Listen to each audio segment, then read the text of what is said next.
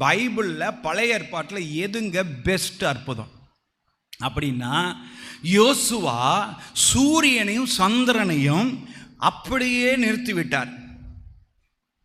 உலகம் உண்டானது முதல் சூரியனோ பூமியோ சந்திரனோ சுற்றுவதை என்ன செய்யவில்லை.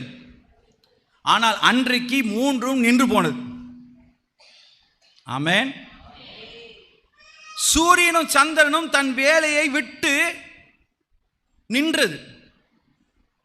சில நேரங்கள் ஆண்டவர் சொல்லும்போது சூரியனும் சந்திரனும் நிற்குமானா, அது சுத்துறது நிற்கும்னா இது நடக்கும்னு சொல்லுவார்.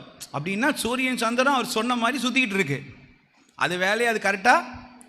அப்படிப்பட்ட சூரியன் சந்திரனை யோசுவா நில்லுன்னா நின்றுச்சு.